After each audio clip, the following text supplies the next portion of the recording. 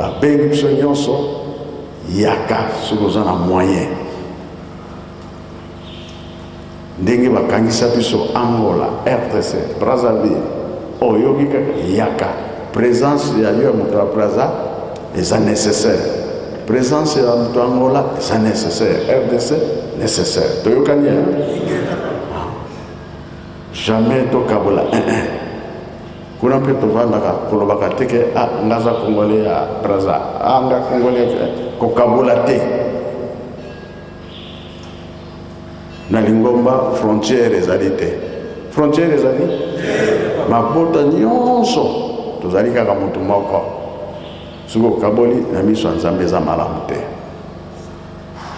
Peut-être na liseki osakani na yo mais oyo asi ya motema anga na kaboli oza angolais, anga na kaboli oza congolais ya Brazza, Congo, RDC, non.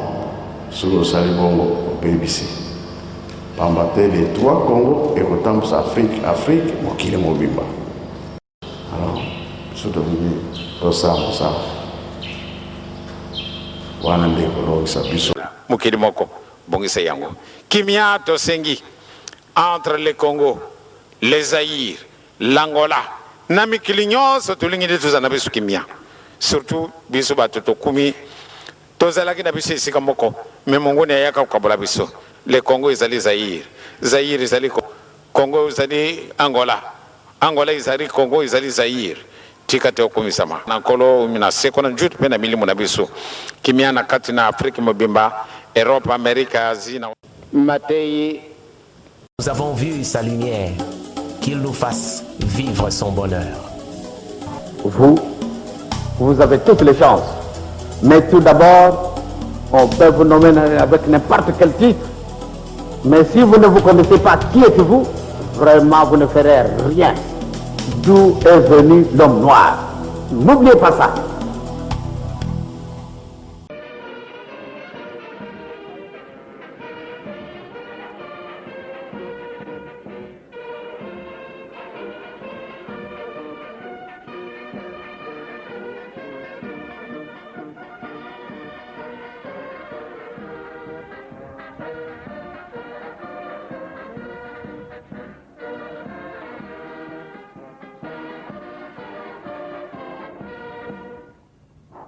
national pour nzembo na pena mabina mais ezalaka pesa ngai mili Zaire te ye moko akoexplike ayawa ye moko malamu nano aloba na monoko na ye comme ça biso nyonso tolanda pamba te soko ngai nalobi ati mungwa.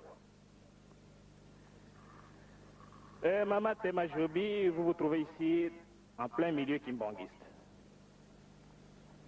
D'où venez-vous? Comment se contacte entre un artiste musicien international avec l'église kimbanguiste côté spirituel? On ne comprend pas. Bon, la masse ici, mais comment? Une danseuse là qui chante là-bas venir à l'église kimbanguiste, mais c'est quoi? Alors, je crois que vous commencerez à leur dire qui vous êtes, comment vous êtes venu ici. Qu'est-ce qui a fait que vous vous trouviez ici et quel est votre programme? Merci. Je commencerai par saluer son éminence ainsi que sa famille et tous les responsables de l'Église et tous les fidèles ici présents. Je n'ai pas l'habitude de prendre la parole de cette façon. Il m'est, je ne peux pas dire facile, mais même si j'ai le trac, à partir du moment où il fallait m'adresser à un public laïque ou chanter devant un public comme ça, il m'est arrivé de chanter devant 45 000 personnes, j'avais le trac, j'avais peur, mais je rentrais comme un coq au combat. J'avais donc une victoire à gagner, quelque chose à prouver. Mais ici, quand on m'a demandé de prendre la parole, j'ai failli rentrer dans la terre, car je n'ai rien à prouver. Je n'ai plus qu'à être comme un petit toutou qui exécute ce que l'on me demande de faire, ce que Dieu me demande. De me soutenir et demander à l'Esprit Saint de bien m'inspirer et que je sois un bon toutou pour pouvoir dire ce qu'il veut bien que je dise. Eh bien, qui je suis? Une petite fille de la Martinique qui est né et qui a grandi dans une toute petite commune de la campagne, de 1500 habitants à peu près. J'ai des parents qui sont dans la musique, du côté maternel comme du côté paternel.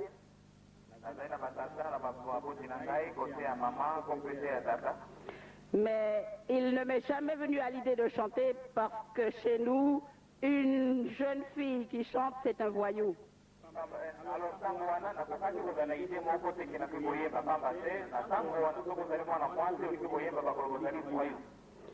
Alors je suis devenue une enseignante. Mais je crois qu'au fond de chacun de nous, il y a un petit voyou.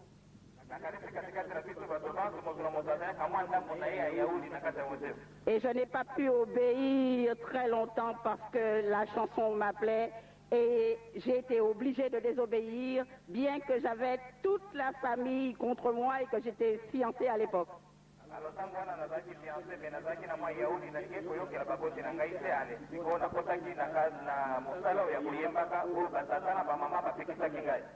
Mais j'ai un côté assez déterminé. J'ai dit, fiancé ou pas, parents mécontents ou pas, j'ai choisi de chanter car j'ai un message à apporter à ma communauté.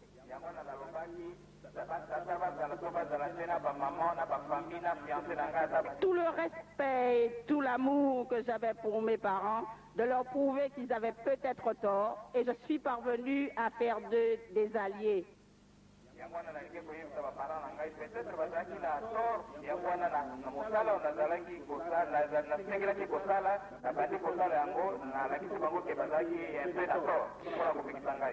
Donc je vais essayer d'être bref parce que je ne vais pas tout vous raconter, mais je vais vous donner les traits principaux.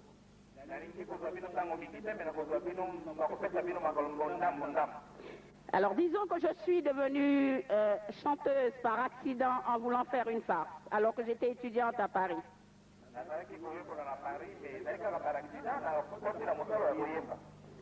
Donc je déduis que c'est Dieu qui a voulu que je devienne chanteuse. Mais je faisais ça pour m'amuser. Jusqu'au jour où je me suis trouvée dans une assemblée de gens qui s'appelle Réarmement Moral.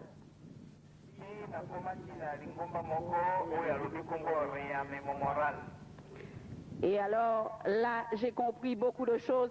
À l'époque déjà, je jouais un rôle dans lequel j'étais conseiller aux affaires du tiers-monde et j'étais la seule noire à jouer dans cette pièce.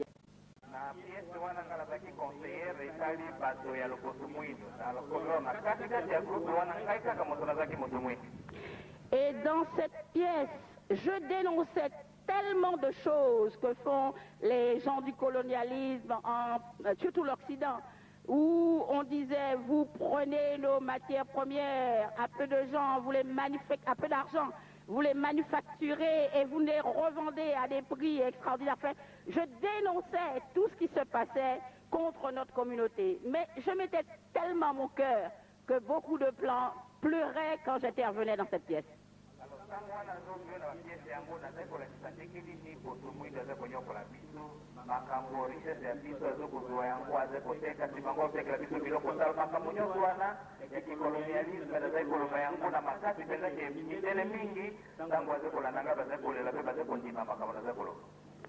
Alors, je me suis dit, je deviendrai chanteuse pour ma communauté, parce que si je viens comme une petite institutrice qui leur raconte des histoires, ils se diront, mais qu'est-ce qu'elle raconte? Qu'est-ce qu'elle a à nous apporter? Qu'est-ce qu'elle a à prouver? Qu'elle se croit plus intelligente que nous?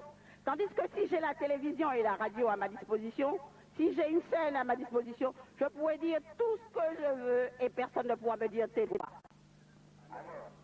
Groupe de jeunes, donc groupe international, nous avons fait l'Angleterre, l'Allemagne, la Suisse, etc. Nous est tombée l'annonce de la mort de Martin Luther King.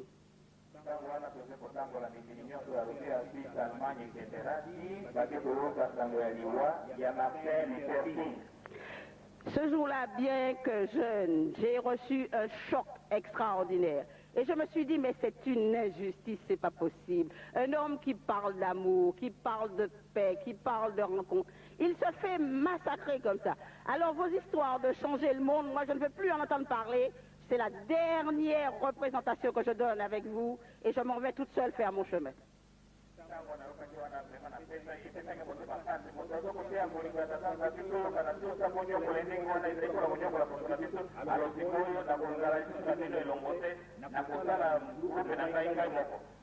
Et peu de temps après, j'ai enregistré une chanson que j'ai composée avec un copain qui s'intitule « À un apôtre noir », « Requiem à un apôtre noir », et je chantais « Le Christ est mort pour mes frères de Harlem, Martin est mort en nous criant je t'aime », etc.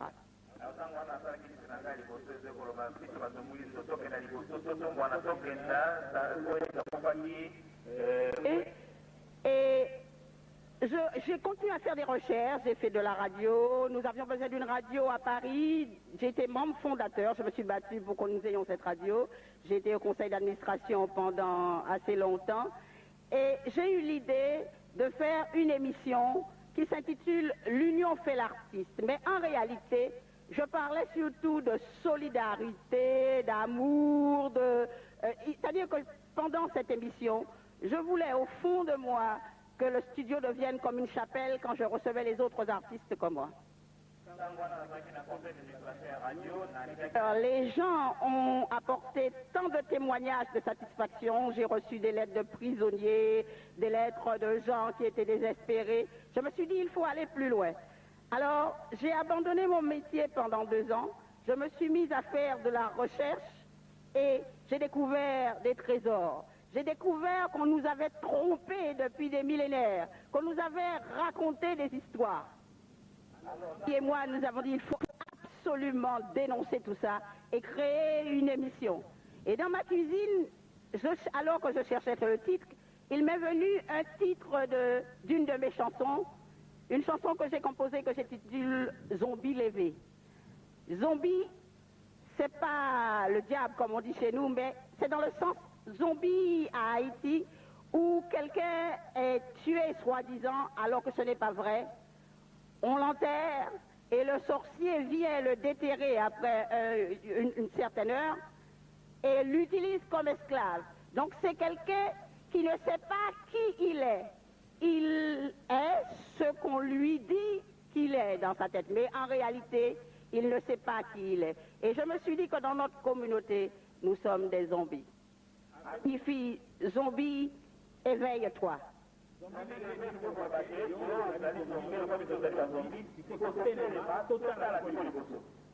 Alors, chaque samedi, j'animais une émission qui s'intitulait Zombie lévé.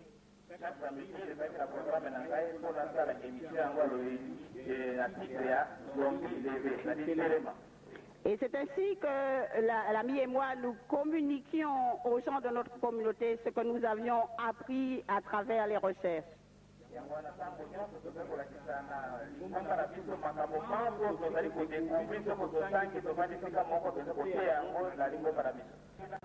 Les choses n'ont pas été comme je le voulais et je me suis retrouvée après cette campagne d'abord ruinée, toutes mes économies parties et sans soutien ni moral ni spirituel, j'étais dans un trou.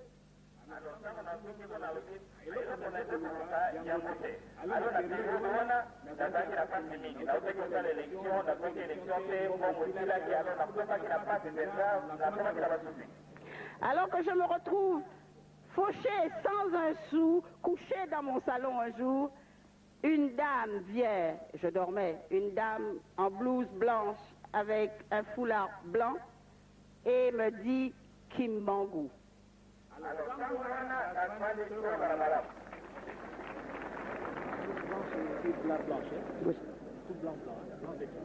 Les yeux se disent qu'est-ce qui ne va pas, qu'est-ce qui se passe.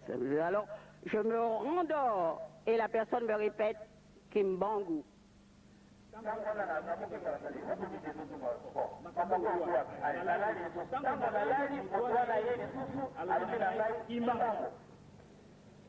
Je me réveille encore et je me rendors une troisième fois. La personne me dit qu'il me manque. Alors définitivement, je me réveille.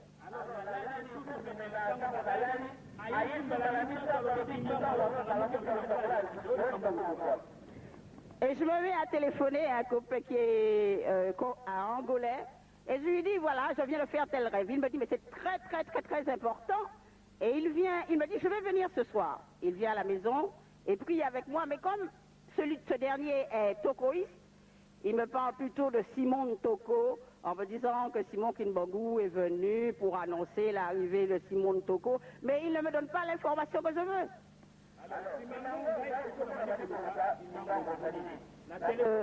On prie, il s'en va et je continue de chercher. C'est alors que je rencontre un animateur de radio qui a vécu au Zaïre mais qui est aussi angolais, qui me dit mais il y a un représentant de l'église kimbanguiste à Paris que j'ai eu l'occasion de recevoir à la radio et il me donne les coordonnées du pasteur Moïse Mawawa.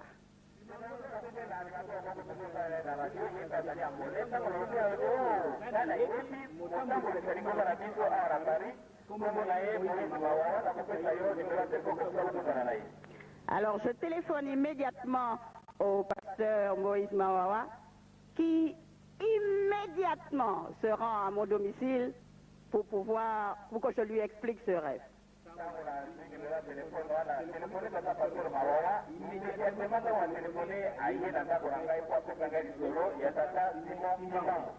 Mais ce jour-là, je lui dis, je ne pouvais pas vous recevoir longtemps parce que je dois aller à une réception où il y aura la presse et je suis appelé pour être témoin de tirage de tombola et les journaux doivent commenter ce tirage et il faut qu'il y ait des témoins pour qu'on voit que ce tirage n'est pas truqué. On rêve à pasteur Moïse Mawawa, nous faisons une prière et je m'en vais à ma réception. Regardez ça pour moi parce que c'est tellement bon.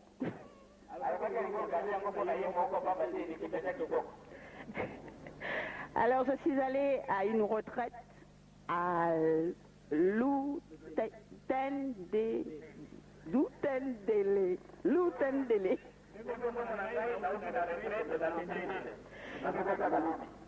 Et là, j'ai reçu tellement. Il y a une maman extraordinaire qui était avec nous, à la personne de maman Kakou, oui, qui nous a apporté beaucoup. Et dans la méditation, j'ai reçu une petite fortune. Et quand c'est comme ça, on est toujours un petit peu égoïste. Ah, c'est vrai.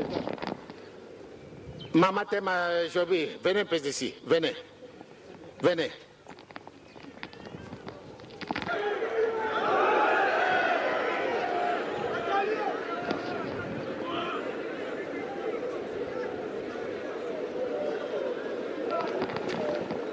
Ate kufuka mate wakoma na pase kufuka mate ya hotel ba jenu na yo esi kufina ngo bo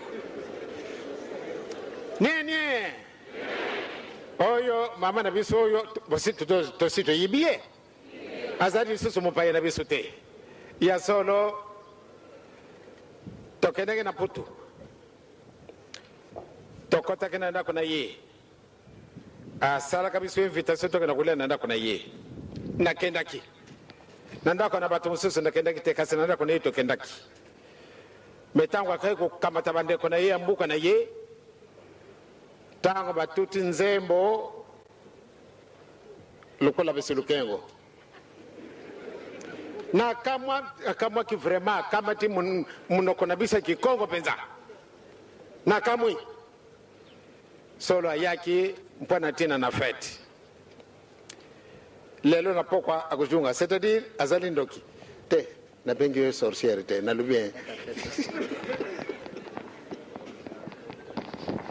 eh bien ya solo ndenge bayebaki donc bakabwana ndenge azali mutu moko ayekoli mutu moko azali kokomaka mutu moko tundi na bakamarani ya ndenge na ndenge ndenge abisimplifie te prote ala na yo kipakise eza na ipasi kasi nzambe alati ye pate a persevere na kati na mikubo ya solo ekokaki nde akenda lelo na Togo alubi na korate fete namona ke mawana ye tate bokisa ka ntomna pate mamale la minike et bien malvi avion kana disuna to ko na 23h sikawa to ko pese ye au revoir faki ngata ko diriger te bin mboko ko diriger mais pesa mama nangai eloko kitoko pata sepela azale ko kende to pesa ye au revoir et yibi mala même ko na Paris na zale ko diriger fanfare yibi azala ki présente donc azane ye mo paye na pa ya papate donc lokola azale ko kende vraiment biso banso to pesa ye mbote oya kafu oya ko mema na baninga na biso na France na Suisse pa bate azana contact de ngumba mobimba et partout azali na contact mboko munene bon moni simplicité azana mama oyo ye vraiment ko kama yangwana lokola abandi ko kende tekate to pesa yembote oyo akomema kuna na France kuna ndenge na sina lobi ndenge to salaka nantina na bolingo na tata nzambe na koliezo na musantu ale to pesa yembote na kuma na tata mwana pia ili musantu okumbi ya tata ya mwana oya ili musantu. Eh bien, je n'ai rien à dire. Je vous dis purement, simplement merci. Et félicitations pour votre courage. Vous avez la foi. Vous avez demandé à ce que vous puissiez partir au lieu que ce soit le matin et que le bon Dieu puisse y retarder. Votre demande, automatiquement, ça a été exaucée.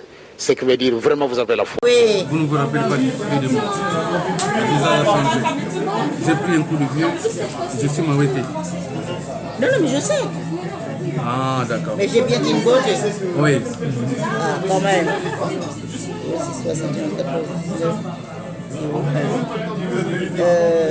Bon, c'est pas la peine que je mette mon adresse. Non, mettez l'adresse, bon, comme ça je t'appellerai et puis... Je vais reprendre votre téléphone. J'étais à l'hôpital pendant 3 mois. Ah bon? Oui, je fais un AVC. Oh, c'était trop grave.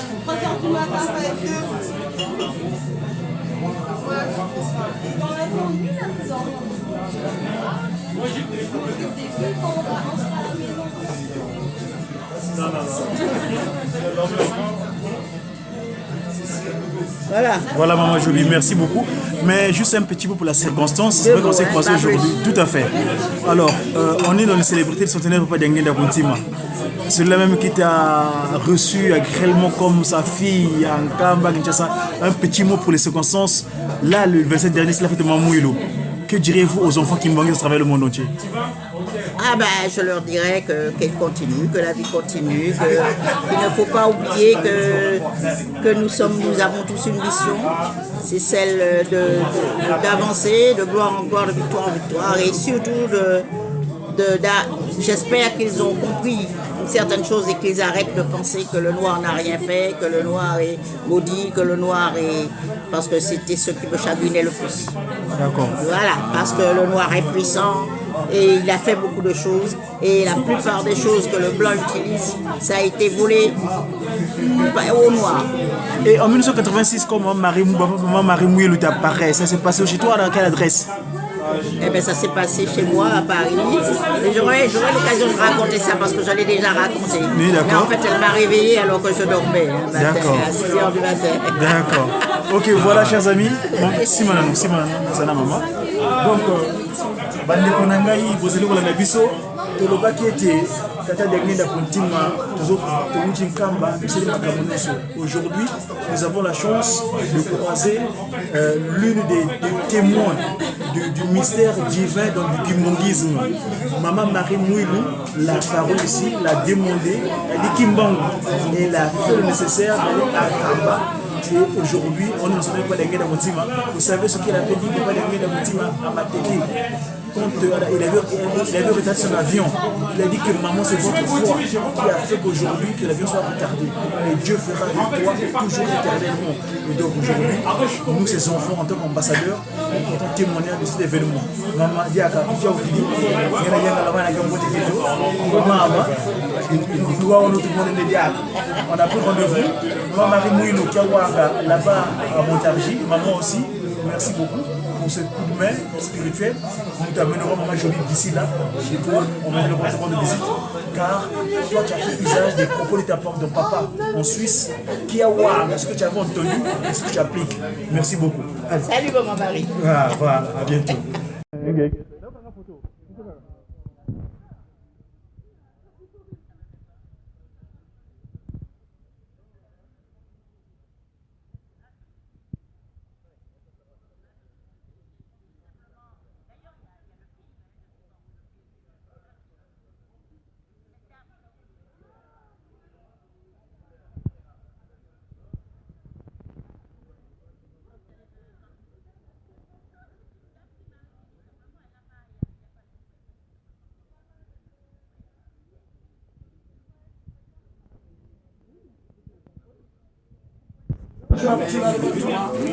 Dans ce que tu peux dire, c'est long. Bon, maintenant nous voulons voir Papa Lasconi, le grand documentariste. Toi, tu fais des lives, c'est pas non, comme c'est pas live, ça va pas. C'est juste une info. Je prends là. Okay. Tu nous as mené une personne. Toi, tu es un globe trotteur. Oui. Présente un peu aux gens qui t'écoutent. Qu'est-ce que tu peux leur dire? Yenge Kieno, Batata ma maman, Motanabino, Motaseno. Je suis Lasconi, Ngombulu Yasangi Minabantu, qui signifie en langue Congo le lion de la brousse qui dévora le braconnier. Le Ngo, c'est le symbole du royaume Congo, donc le léopard. Et donc nous avons ici fait une projection d'un film qui s'appelle Karukera, 1802, qui relate une révolution qui s'est passée en Guadeloupe. Et Guadeloupe, une île qui est peuplée à 67% par les Congos, les Bénin Congo. Et donc il a fallu que je traverse les mers, l'océan Atlantique, pour aller retrouver leurs traces. Et donc c'est cette histoire héroïque que j'ai voulu restituer à travers ce documentaire. Leurs descendants, ce qu'on appelle les afro-descendants, ont témoigné dans le film, ils ont joué le jeu. Et nous avons rassemblé plusieurs personnes aujourd'hui, des gens de divers horizons. Les Congolais, les deux rives, les trois rives même, il y a l'Angola représenté ici, le Congo-Kinshasa, le Congo-Brazzaville, donc le Mapukumata tout était représenté, le Cameroun, le Togo, le Mali, le Sénégal, la Côte d'Ivoire, la Martinique, la Guadeloupe, tout le monde était ici. Nous sommes dans la dynamique de Marcus Garvey, qui est né en 1887 comme Papa Gimbangu. Garvey né dans la Caraïbe 17 août 1887, Papa Gimbangu né en septembre 1887 sur le continent. Donc il n'y a pas de hasard. Ce qui se fait de l'autre côté, se fait de l'autre côté parce qu'il y a deux rives. L'Afrique se prolonge et il nous faut établir un pont pour qu'il y ait une traversée facile. Un père et une mère dignes doivent toujours se préoccuper de l'endroit où se trouvent leurs enfants. Et l'Afrique, jusque-là, n'a pas fait encore le travail. Il n'est pas normal que nos enfants déportés viennent d'eux-mêmes. Nous devons aller les chercher spirituellement et physiquement. Moi, j'ai commencé à faire mon travail avec la bénédiction de Mvoulouz. Et donc, que les autres fassent la même chose. Bon, moi, j'ai eu la récompense, j'ai eu la femme aussi. Bon, alors, bien que je te dise ce que j'ai à te dire. Ok. Ça, c'est ce qui est c'est faire les photos. Pour moi, vous revenez, vous nous sommes trompés.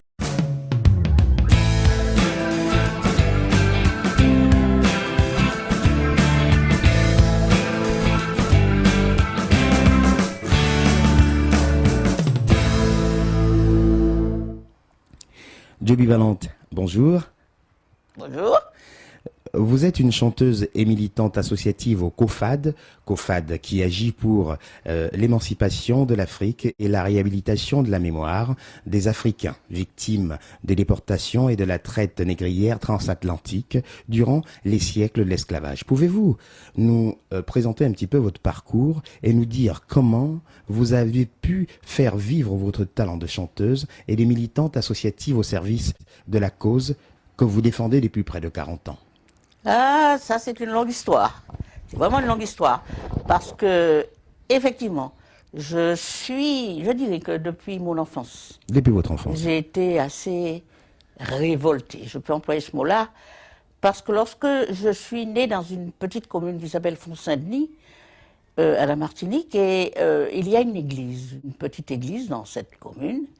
Et à l'entrée de cette église, la chose que l'on voit, c'est un Saint-Michel. Un Saint-Michel, tout d'accord. rose, hein, je ne peux pas dire blanc, il est rose, qui pique le démon qui est un petit noir. Et ça m'avait toujours choqué. Un petit, enfin, le démon qui est nègre, qui est noir. D'accord. Et ça m'avait choqué depuis mon enfance. Et je me suis demandé, mais quelle est cette affaire? Je ne me vois pas, moi, démon ni diable, et pourquoi cette image? Et on dit bien, et c'est ça, et c'est là l'idéologie de ceux qui savent ce qu'ils font. C'est que l'image, ça frappe l'imagination, ça frappe le subconscient, et on grandit avec cette image. Et moi, au lieu d'accepter cette chose comme argent comptant, je me suis révoltée. Et je me suis dit non, je ne peux pas accepter de vivre avec cette pensée, cette image qui circule, qui peut circuler dans la tête des nôtres. Donc j'avais déjà cette pensée-là de me défendre, et de me défendre contre l'injustice, de me mobiliser pour tout ce qui est justice, contre l'injustice surtout. Je crois que nous, d'une manière générale, quand on nous parle de justice et d'injustice, il y a toujours une résonance chez le nègre. Et c'est normal. Il n'est pas forcément un pleurnichard, mais il a toujours été victime d'injustice, et jusqu'à nos jours. Donc, je me suis dit, il n'est pas question de vivre et de se laisser faire. Alors qu'après mes études, bon, j'ai voulu d'abord devenir chanteuse, mais j'ai pas voulu devenir chanteuse, mais j'ai voulu militer, mais je ne savais pas comment. J'ai fait un peu de théâtre, j'ai été dans un milieu qui s'appelle le milieu du réarmement moral. Le milieu du réarmement moral. Le réarmement moral. le temps de se préparer, quoi. Voilà. Et c'était un dénommé Boukman, qui était à la tête de ce mouvement-là. Et c'est un mouvement qui avait pris naissance après la guerre. Et le siège était en Suisse. D'accord. À Caux, au-dessus de Montreux. Et on faisait des pièces de théâtre et des sing-out on chantait. Et le but était de changer le monde. Parce que nous, on croyait qu'on allait changer le monde.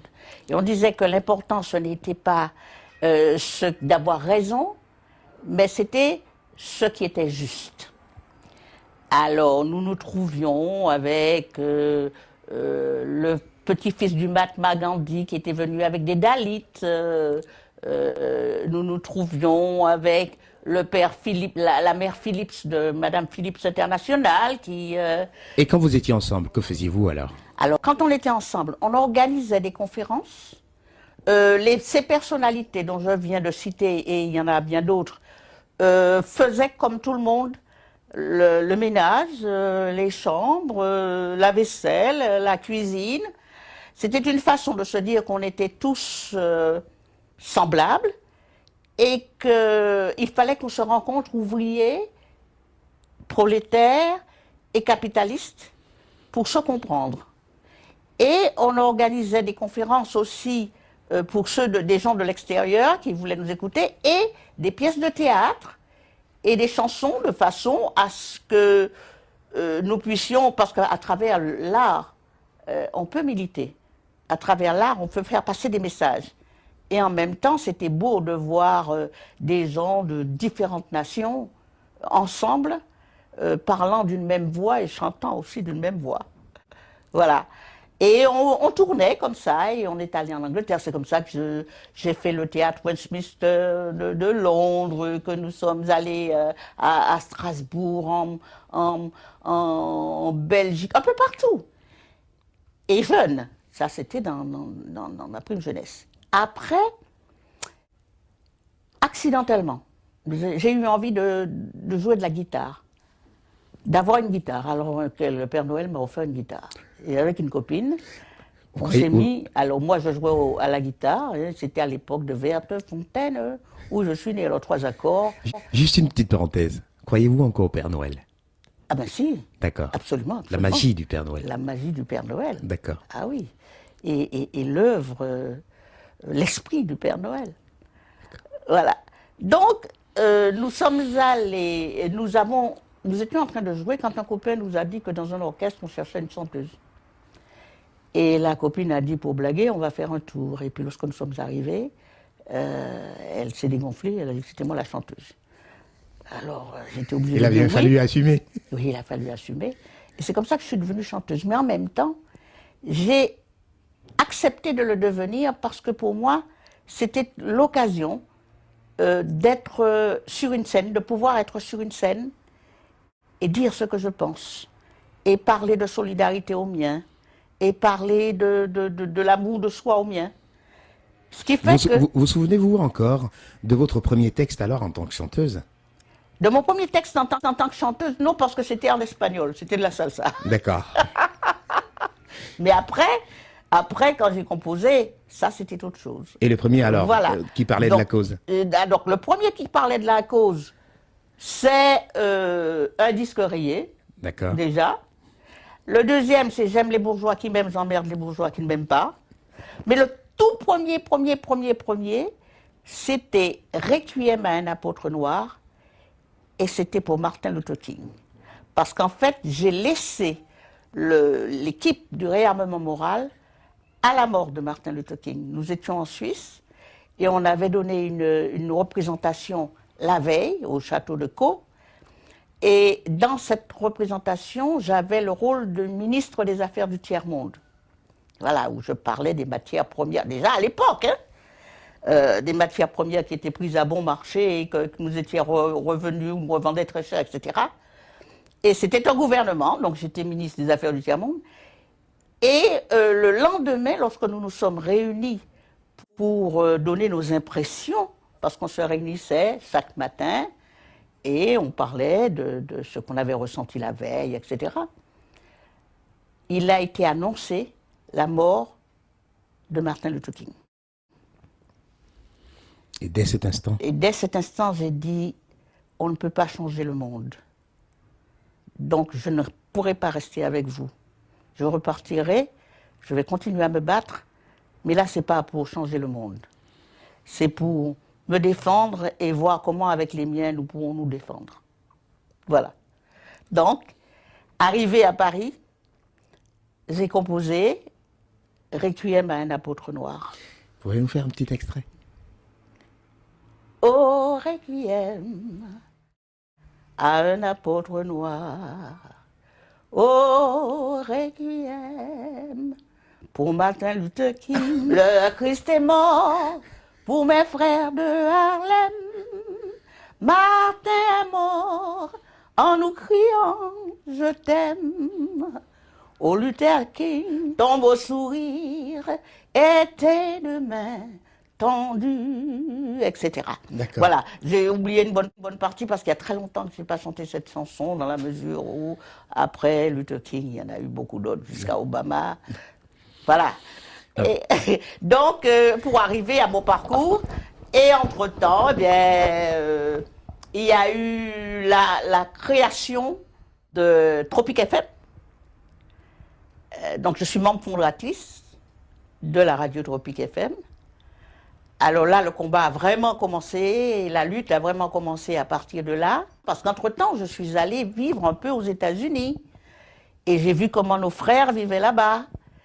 Et ils avaient leur propre radio, il y avait des animateurs, Donc je suis revenue en France avec l'idée d'avoir, dans les années 75, 76, avec l'idée que nous pourrions aussi avoir notre propre média si nous voulons vraiment être connus et reconnus.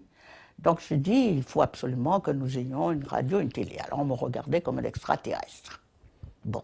Alors vers les années 80, Mitterrand est arrivé, donc on a commencé, on a milité pour avoir une radio. Donc finalement on a eu Tropic FM, et là j'ai commencé à faire des émissions de conscientisation. Alors la première émission c'était l'Union fait l'artiste, où je m'arrangeais pour faire connaître des artistes de talent qui n'étaient pas connus de notre communauté. Donc j'en ai reçu quelques-uns. Après, il fallait une autre dimension. Alors avec un ami qui s'appelle, un collègue qui s'appelle Guy Numa. Nous avons donc créé une émission qui s'appelle Zombies levés. Zombies debout, réveillez-vous. Je fais partie de ces zombies-là. Hein. Ah. Oui, oui. J'ai bien compris. Voilà. Et là, dans cette émission-là, nous parlions des civilisations noires. Il y a même au début des gens qui téléphonaient pour dire non, il n'y a jamais eu de civilisation noire, il n'y a jamais eu... Et les gens se sont excusés après. Il y en a d'autres même qui se sont réunis en conseil d'administration pour dire de supprimer cette émission parce que je racontais des histoires qui ne tenaient pas debout. Surtout après, j'ai commencé à parler des inventions noires qui ont servi à l'humanité. Et on n'avait jamais entendu parler de ça. Donc dans les années 80, je fus celle qui a parlé des inventions noires qui ont servi à l'humanité. Donc le feu tricolore de circulation, le procédé de plasma sanguin, la banque, les banques de sang, la réfrigération, le filament électrique, les communications longue distance, etc. Tout ça, ce sont des créations noires. Noires, oui, il y en a beaucoup. Qui ont servi à l'humanité. Voilà. Et après ça, les gens ont commencé à me dire, oui, mais c'est bien de réveiller comme ça les consciences, mais il faut faire quelque chose. Donc en septembre 85, nous avons organisé une manifestation pour la libération de Nelson Mandela. Et c'était la première fois qu'on voyait une organisation de ce genre, de cette ampleur, avec des nègres, et nous étions à peu près 5000. Et puis donc, après cette manifestation, puisque les gens ont dit qu'il faut aller plus loin, nous avons créé une association qui s'appelle Mouvement pour une nouvelle humanité, dont je suis encore la présidente. Qui existe jusqu'aujourd'hui. Et MNH. Et là, nous avons même présenté des candidats aux élections législatives de 86, en Seine-Saint-Denis. Et les résultats alors? 4365 voix, sans médias, dans le silence le plus total. Mais ce qui nous intéressait, c'est qu'on parle de nous, qu'on sache que nous existons et que nous nous comptions. Et ça a été une bonne chose, puisqu'après ça, on a nommé une ministre. Bon, c'est pas ce qu'ils ont fait de meilleur, mais nous avons eu quand même une ministre de la communauté qui a été Mme Michaud-Chevry. Donc, notre slogan était « Nous devons être là où les décisions se prennent pour nous ». Et puis, je vois de plus en plus des nôtres qui sont élus. Donc, ça a fait des émules. Et nous avons eu aussi, hein, le MNH a eu des élus, quelques élus. Nous avons présenté au municipal et nous avons eu quelques élus.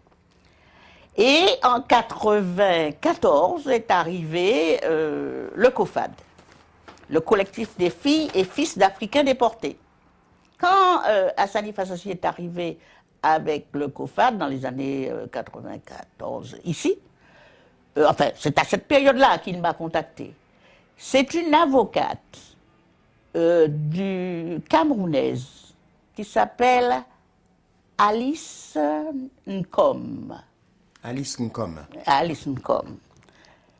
Qui lui a parlé de moi, je ne sais pas où est-ce qu'Alice a entendu parler de moi, qui lui a parlé de moi et qui lui a dit que si qu'elle connaît une personne qui est carrément le lien entre la Caraïbe et l'Afrique, elle s'appelle Joby Balante, il faut absolument la contacter pour pouvoir travailler avec elle. Voilà. Elle dit, je ne vois qu'elle comme référence dans ce domaine-là, dans ce sens-là. Et Hassani Fassassi, que je ne connaissais pas, m'a appelé. D'abord, Alice Nicom m'a appelé, et puis ensuite, Assadi Fassassi. Et lorsqu'il a présenté effectivement l'idée, les statuts et vraiment le but de l'association, j'ai adhéré. Voilà. Et vous en êtes encore membre aujourd'hui? J'en suis membre et vice-président. Alors, Djoby, quand en 2001, Christiane Taubira a exposé le cadre de la loi sur la reconnaissance de l'esclavage en France, comment avez-vous vécu cet événement? Alors l'histoire de la loi Taubira, c'est une longue histoire que je raconterai plus tard parce que vraiment, c'est une histoire très belle et très longue. D'accord. Mais ce qui est extraordinaire, ce que je veux dire qui est extraordinaire, c'est cette loi a été le travail d'association et ça a été un travail collectif. C'était extraordinaire parce qu'à chaque fois que ça devait passer dans une assemblée, quelle qu'elle soit, que ce soit au Sénat ou à l'Assemblée nationale, nous étions tous mobilisés et on était là, on était à l'intérieur comme à l'extérieur. Vraiment, on était là comme une menace. Et non seulement ça, mais les mails et les fax fusaient de toutes parts pour réclamer que cette loi soit adoptée. Mais comme c'est très long, il faudrait qu'on fasse une émission spécialement pour ça. Très bien, c'est entendu. Alors, Djoby, vous êtes reconnue comme une militante visible sur le terrain. Pouvez-vous nous donner des exemples où il est important, par exemple, pour des personnes qui sont à la recherche de leur histoire, d'être présents? Il y a plusieurs endroits. Hein. Il y a surtout... c'est vrai qu'il est important de manifester. Bien sûr. Mais il est important déjà de se trouver dans les dates historiques, dans les lieux, comme par exemple le Sac-Dimbe, nous sommes à la place de la Nation, où nous parlons un peu de l'histoire et nous apprenons certaines choses. Une date qui a été d'ailleurs très très contestée. Hein. Oui, elle a été contestée, mais moi je sais que nous avons plusieurs dates. D'accord. Et il nous faut des dates. D'accord. Et si on pouvait mettre 365 dates sur 365, pourquoi pas? Pourquoi pas? Donc, j'apprécie beaucoup le 10 mai parce que c'est une date pour tous. C'est-à-dire, c'est une date pour que les Français apprennent leur histoire. Nous avons le 22 mai à la Martinique, le 27 mai en Guadeloupe, etc. Déjà, donc, notre histoire, nous la connaissons. Mais les Français ne connaissent pas cette histoire, cette page d'histoire de la France, l'esclavage. Donc, c'est une bonne chose. Quand vous dites les Français ne la connaissent pas, nous la connaissons, nous, mais les Français ne la connaissent pas, est-ce que à ce moment-là, vous vous excluiez en tant que Française? Non, je ne m'exclus pas en tant que Française. Je me mets dans la position dans laquelle les Français m'ont mise, c'est-à-dire indigène. D'accord. Mais je suis Française. Vous êtes une indigène de la République. Voilà. Les Français ont fait de moi une indigène de la République. Mais moi, je suis... Et ces Français-là, d'ailleurs, qui ont fait de moi une indigène de la République, sont moins Français que moi parce que très souvent, ce sont des gens qui n'étaient pas Français et qui le sont devenus. Ou par leur père, que leur père est devenu et puis ensuite ils sont nés. Il y en a qui ne sont même pas nés ici. Et il y a très peu de gens de leucoderme qui se disent français et qui le sont vraiment. Donc, et ce sont ceux-là qui font du zèle. Et beaucoup de ceux-là nous gouvernent d'ailleurs, ils sont députés et consorts, mais ils ne sont pas plus français que moi, je suis désolé. Mais ça les amuse, alors pourquoi pas? Donc c'est pour ça que je dis ça. Pour ne pas dire les blancs, parce que si je dis les blancs, on va dire que je fais du racisme à rebours.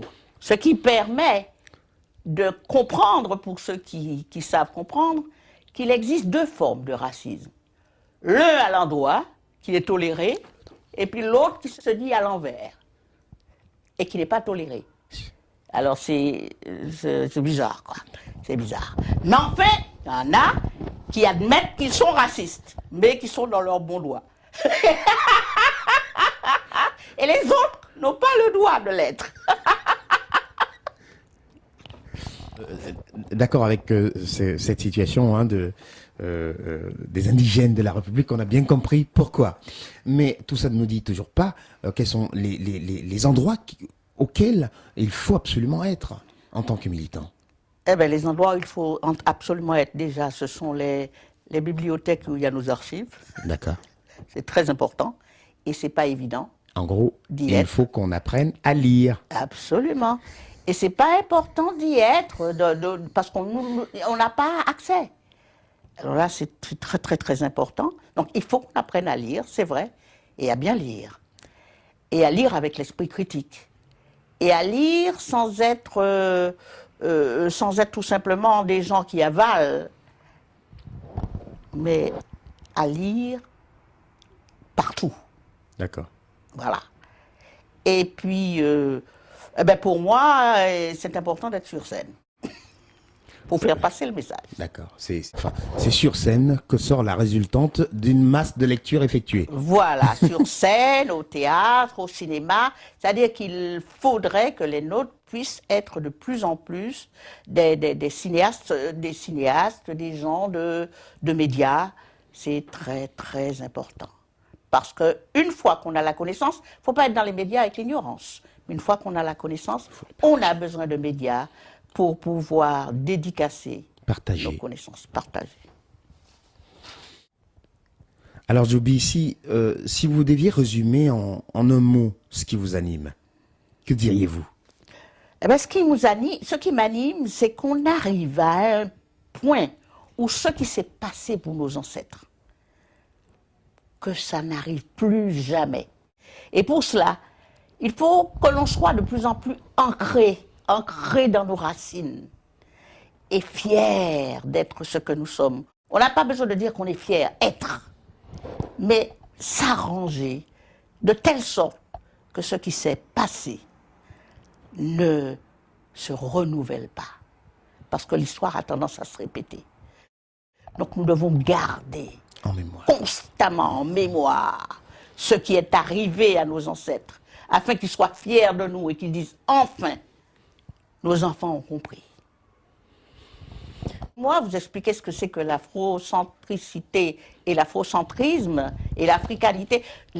Je crois que pour être complet, il faut être les deux. Il faut les deux. L'africanité, je suis, par exemple, né dans la Caraïbe avec, pour ancêtre, des Africains, l'Africain, mais il y a aussi la Caraïbe. Donc, ma grand-mère, que j'aime beaucoup, c'est l'Afrique. Ma mère, c'est la Caraïbe. Donc, je revendique mon africanité. Mais je revendique aussi tout ce qui appartient à l'Afrique. Civilisation, etc. Si c'est ça l'afrocentrisme, mais je préfère afrocentricité, c'est une chose très importante. Moi, j'ai les deux, je veux les deux. Depuis que vous militez, quelle évolution reconnaissez-vous? Ah ben, je crois que les choses ont évolué, ça c'est clair. Premièrement, on ne nous insulte plus comme on nous insultait à la télé, parce qu'avant, quand on parlait de nous, d'abord c'était toujours les autres qui parlaient de nous, nous n'étions jamais présents, et c'était vraiment n'importe quoi, nous étions traités comme des enfants, des inutiles, des inintelligents, etc. Parfois il y avait des insultes sur la TV, chaîne nationale, les gens venaient nous insulter, et ils savent qu'il y a des procès. Donc, ça ne se fait plus. Les archives parlant de nos ancêtres qui étaient vendus aux enchères, ça aussi, s'ils le font, ils le font en catimini. Donc, il y a un respect. On va enseigner, on enseigne déjà notre histoire, évidemment. Il y a un combat parce qu'il y a ceux qui veulent absolument enseigner d'une certaine manière, c'est-à-dire le nègre a vendu le nègre, le bon blanc est venu le sauver, et puis la colonisation est positive. Mais c'est à nous de nous battre pour que nous puissions, pour que l'enseignement puisse être dispensé autrement et en toute vérité. Mais au moins on en parle. Et puis, vous savez qu'après la guerre, les Africains et les Maghrébins qui s'étaient battus pour sauver la France, on les avait mis de côté parce que c'était la honte, ils devaient défiler aux Champs-Élysées. Donc, on n'en parlait pas maintenant, on en parle. Et maintenant, on dit qu'ils ont sauvé la France. Donc, il y a une évolution. Et je crois qu'on va vers la véritable indépendance du continent africain. Donc, les choses évoluent. Vous savez, l'esprit du mal et de la perversion est toujours là pour venir nous empêcher d'avancer et essayer de revenir en arrière. Mais c'est à nous d'être vigilants. Nous avons le devoir de veiller à ce que les choses avancent et de veiller à faire taire l'esprit du mal et de la perversion. Alors, Joby, est-ce que vous pouvez nous donner un petit peu de vos nouvelles? Eh ben oui, je sors un album très bientôt. Intitulé? Qui est intitulé Achille, bien qu'il y en a qui préfèrent respecter femme, où je dis qu'il faut respecter la femme parce que c'est le don de Dieu pour donner la vie, qu'il faut la respecter parce que si on manque de respect à une femme, on a manqué de respect à toute l'humanité. Mais enfin, je préfère Achille, qui va sortir d'ailleurs dans un single de 3 titres dans quelques jours. Et puis après, l'album sortira dans quelques mois. Pouvez-vous nous faire un petit acapella alors d'Achille, on va dire ça comme ça. Achille, tout le monde connaît Achille, hein, Achille de l'Antiquité. Ah, d'accord. Qui a le talon fragile, que pourtant il était apparemment invulnérable, mais sa mère l'avait tenu par les pieds pour pouvoir le tremper dans le bain d'invincibilité. Mais là où la mère avait la main, c'était fragile. Et c'est comme ça qu'on l'a eu à travers son talon. Alors, j'appelle cette chanson Achille. Achille a décidé qu'il est maître de ce monde, le Seigneur, le Sauveur, apparemment garant du devenir de la planète. En père fouettard, il se dresse. Il s'est autoproclamé omnipotent. Sacré Achille, tout lui est permis, il est omniscient. Achille, et n'allez surtout pas dire que vous ne l'appréciez pas. Vous serez fustigé, diabolisé, bombardé, etc. Voilà, c'est ça l'histoire d'Achille. Sacré Achille, on imagine bien de qui il est question dans ce titre. Je le trouve personnellement, je le trouve pas seulement bien, je le trouve remarquable. En tout cas, bravo pour Achille. Merci. Alors Joby, s'il y avait un dernier message à passer en quelques minutes, que diriez-vous avant qu'on se revoie pour la prochaine fois, si vous m'accordez un petit peu de temps? Ce que je dirais, merci déjà de m'avoir reçu. Merci de m'avoir permis de dire ce que je pense. Et je dirais à ceux qui nous écoutent de force, courage, solidarité, amour, Tchebered, Pamoli, Satimoli, Ped. Avançons. Merci beaucoup. À la prochaine. À la prochaine.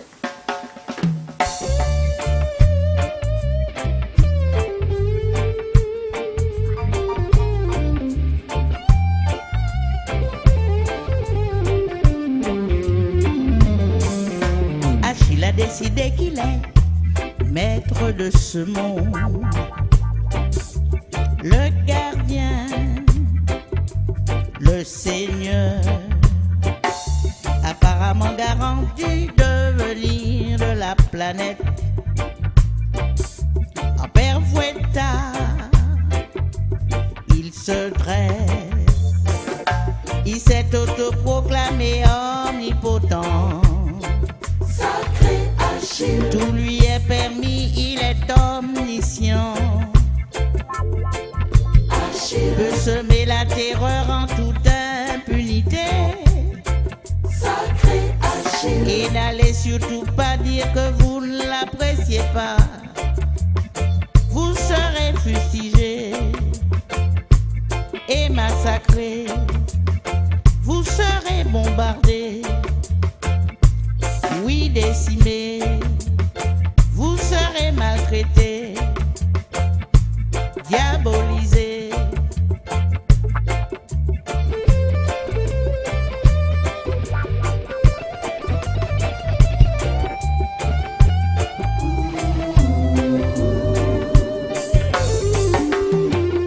Observez que ce Dieu puissant se réserve tout droit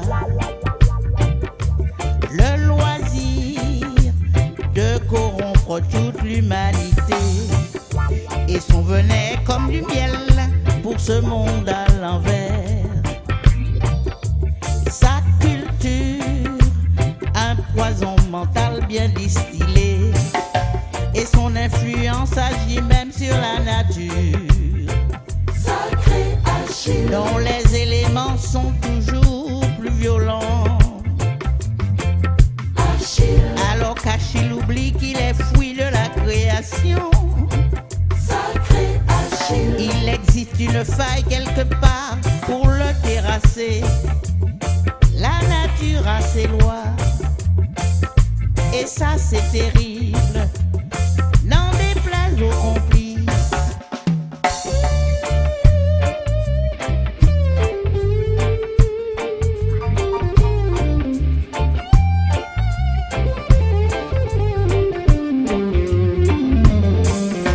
Achille a décidé qu'il est maître de ce monde,